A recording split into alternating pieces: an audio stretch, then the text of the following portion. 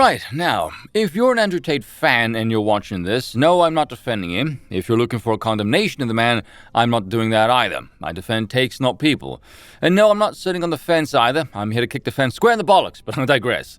The main reason I'm doing this video is primarily to troll my co-host, who claims she doesn't do feelings very well, but for some reason gets very angry about this topic, and I, for the life of me, can't figure out why.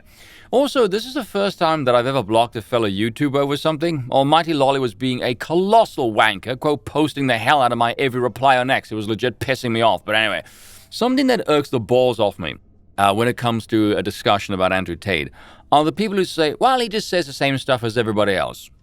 Really? Then let's see you say the same stuff and become a millionaire driving a Veyron. That to me is the dumbest cop-out as well, especially from other content creators. I'm sitting there thinking, there's a whole load of you in this sphere who all peddle the same damn message. Some of you have less than 25,000 subs, some of you have over 500,000. You ever think there might be a reason for that? Personality, age, sex, voice, production quality? Any of that maybe? No, of course not, because you're all fucking idiots. You see, when it comes to analyzing Andrew Tate, if your first shot is an argument, you're going to faceplant right out the gate, and I'll explain why. The reality is, he is popular for a reason. Now, you can dislike the reason all you want, but this isn't about what you feel, this is about acknowledging reality. Take stock of two things, the product and the environment. Again, you can dislike him all you want, but your job is to understand in this environment what makes this product popular.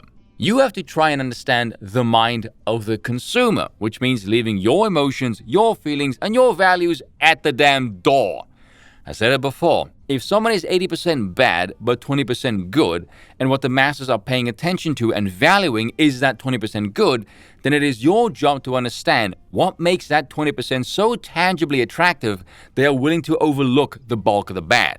It's not about what's true, it's about what sells. Separate the man from the message, which I'm increasingly inclined to believe is either a product of a disturbing lack of empathy or a higher IQ. And yes, I'm aware it's kind of ironic I'm saying this skill might be built on a very limited amount of empathy. Now try and put yourself in somebody else's shoes.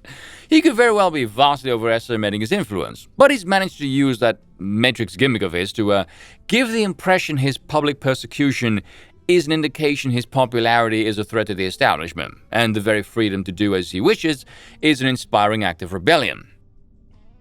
I imagine there's many people who believe that is all a pile of wank. But considering sex scandals are the regime's bread and butter to try and hamstring people from positions of influence, that's a very good spin. He's good at marketing and he knows how to play off the controversy, which is to his credit.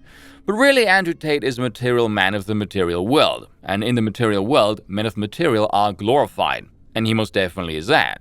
He can get away with glorifying the superfluous and the superficial, because our society only values those things, and as a consequence, he doesn't need to show much outside of that to give a veneer of great depth. A man's worth is in his wallet in the world of today. And considering the terrible behavior of women in general, especially when it comes to issues like divorce, the emergence of a man like Tate is the inevitability of a system that is layered with concerns of structural integrity. My biggest issue with those who dislike him is they almost always do so from a position of moral condemnation, which is the stupidest angle to take when attacking the guy. Hating Andrew on this front is like a leftist hating Trump. Again, it is not about what is true, it is about what sells. Because the reality is, hating on him for his moral shortcomings is a form of virtue signaling. Now, it very well may be the correct stance to have, but the problem is, it doesn't curb the enthusiasm for someone who likes the guy. It's a moral busybody trying to impose the values. Imagine someone likes him for reasons utterly unrelated to those who find him morally reprehensible. The fan could easily turn around and say, have I engaged in trafficking because of him? Have I pimped anyone? No? Okay, then what the hell do I gain by listening to you? You don't live in the traditional world, you live in the material world. And this kind of an attack is like trying to pay in a currency not in circulation. Recognize he is the consequence of a poor value system. He is the symptom of a problem, not the cause. My issue with Tate is not so much Tate himself, but rather he's selling the right drug at the right time at the right place. Modernity. And the way to replace someone like him is to offer a better alternative. But that is predicated on changing the values, not merely the personalities that spring forth from them. And that's not going to get solved through legislation either. Well, not unless you want to invoke the spirit of Europe in the 11th century. Cheers for watching, and once again, I apologize for nothing.